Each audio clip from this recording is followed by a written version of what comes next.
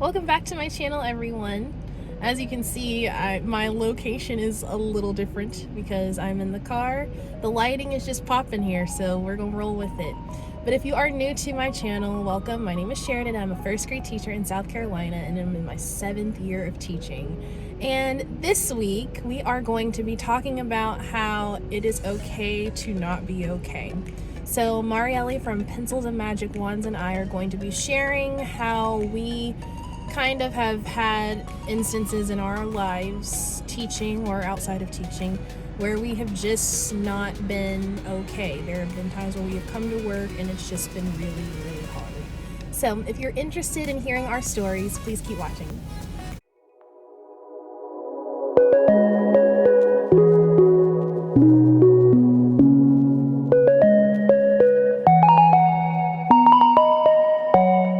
Alright everyone, let's get into it. So picture 2020, middle of a pandemic.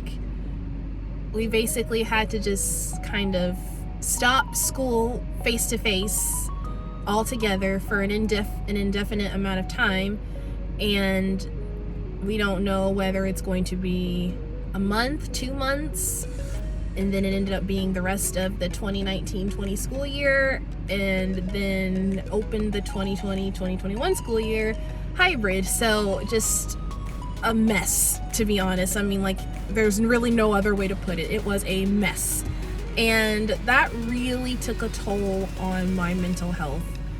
I have always been seen as the happy-go-lucky, lilies and daisies and butterflies dancing in my head, and it just quickly all came crashing down in October of 2020. And that is when I was diagnosed with anxiety and depression. I remember one morning on my way to work, it was towards the end of October of that year actually, I just had like a weird, I guess now I can call it a panic attack, where I just got really sick and I was just like bawling my eyes out, crying, and I just was like, nope, I'm not going to work. And I was living at home at the time, and I was just like, yep, I'm not going now. I had just become a dog mom, and so I didn't mind missing work because, you know, I had puppies to cuddle with, so it was okay. But I was just like, no, something's not right.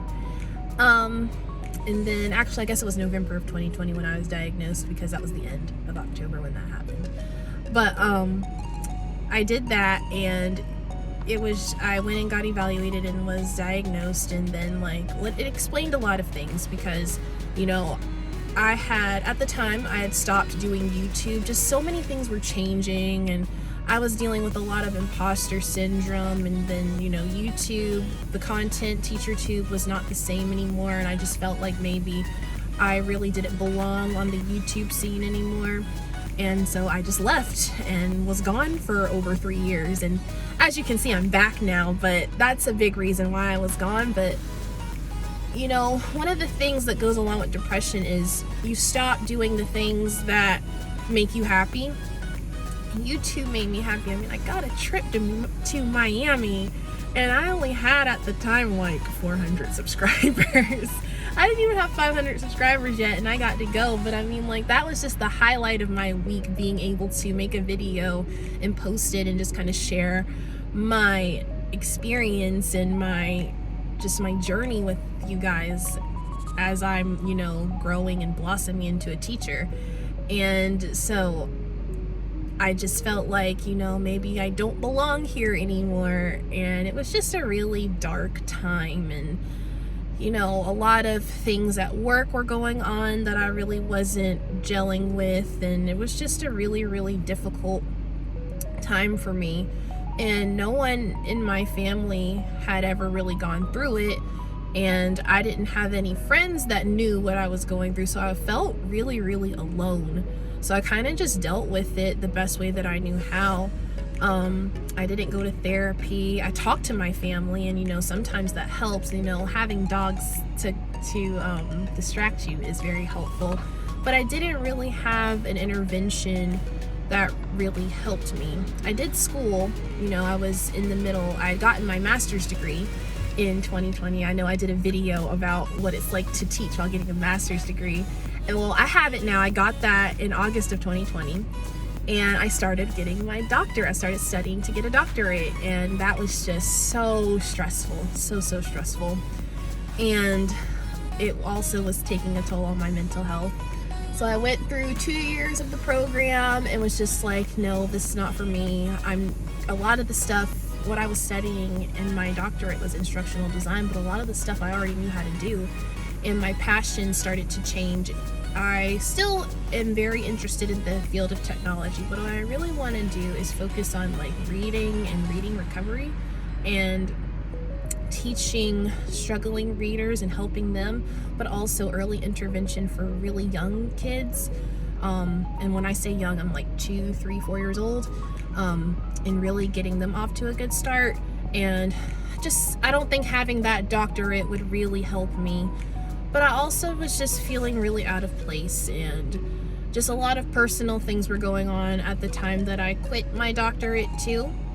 And so I stopped and kind of just took a break from that. I will say that when I quit studying for my doctorate, it was a huge weight off of my shoulders because the stress was less, and I was able to breathe a little bit better, a little bit easier.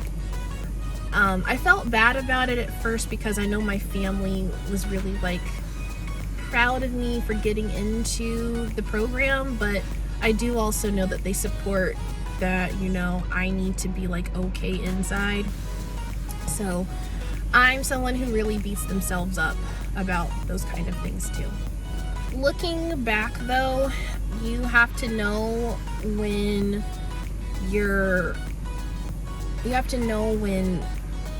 you kind of met your threshold where it's just too much for you. And while having a doctorate would have been fantastic, it would have opened up a lot of doors, I'm not at the peak of my career, so who knows, maybe there's another path that I could take. So maybe now that I haven't done that, I haven't earned my doctorate, or I stopped studying for it, and I'm fine with that. Who knows what this could take. I have a tutoring business that I'm really trying to grow and, really cultivate, and I really want to see where that goes. So who knows?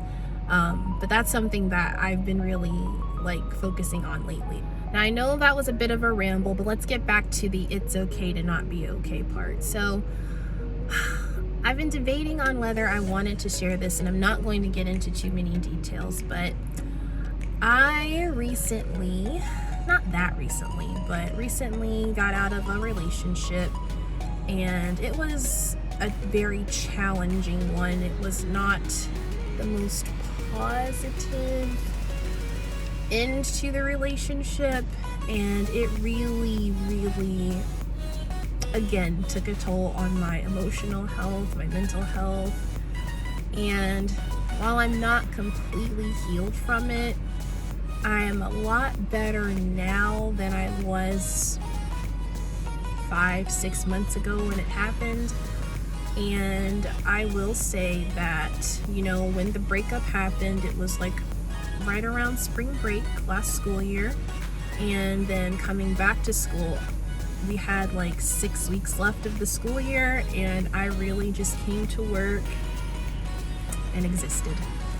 It was so hard to just not want to fall into a puddle of tears. I cried in the morning. I tried so hard not to do it in front of the kids, but it was really hard. But I don't want to go into details about the situation, because the point of this is to share that, it's not good to hide how you feel. I wanted to put a band-aid on all of my emotions, and that's kind of how I deal with things in public. Whenever I want to feel something, I just do it by myself in private, but it was very hard to deal with that in private. It was all that was just in my mind, and it was really all I could focus on. It was so hard to just take my mind off of it. Like, going to work helped, but there would be just moments where I would just get so sad during the day. Like, there were and like, it's just a whirlwind. Like, there would be times where I wanted to be alone, times where I wanted to be with my coworkers. At home, there'd be times where I wanted to be alone, times where I wanted to be with my family. And it was a lot to deal with, and I'm still kind of processing it, which is why it kind of feels like a ramble. But I want to be true and authentic about my feelings and how that's just the way it is. Like, I wasn't okay, and I wasn't okay for the longest time, and I really was just so ready for the school year to be over so that I could just go and deal with it the way that I wanted to, which was just be by myself and not really do much of anything. And I guess as someone who does still suffer from depression, that was really, really tough. But I'm sharing this with you guys to show that, you know, I was upset, and I was just in a really deep, dark place. And I know I mentioned toxic positivity in an earlier video, but this is what I'm talking about. People have good intentions, but I'm not going to sit here and tell you, even though this is the Teacher Joy series, I'm not going to sit here and tell you that always look on the bright side, always look on the bright side. That is so hard to do when you're sad, and you are deeply sad. Now, we know that things do turn around for the better at some point, but in the moment, it is so hard to look on the bright side. And I think that it's important for us to honor those emotions, and that's actually something that I learned from the counselor that I see. Yes, I did end up going to therapy after all of this happened because I needed to. But it's important to honor those emotions, and it's important to understand that I'm not okay, and that is fine. Like, I need to feel the emotions, and like, kind of once you go through them, you do start to feel a little better. I mean, nothing is perfect, but it's better than just masking it and trying to make things look good, and then it builds. And a lot of things that I dealt with in that relationship were building, and I'm just glad that I got out of it before it turned into something worse. And that's the biggest thing. Just remember that it's okay to acknowledge your feelings and acknowledge that you're in a bad spot, and how you deal with it is how you deal with it. Just acknowledge that that is what it is, and then yes, feel it, and then overcome it. And I do feel like in a lot of ways I have overcome what I've been through. You know how they say, I'm so glad I don't look like what I've been through. What I went through 6 months ago, it could have taken me out, but I'm here, and I'm back to doing what I love, which is being on YouTube and sharing with you guys.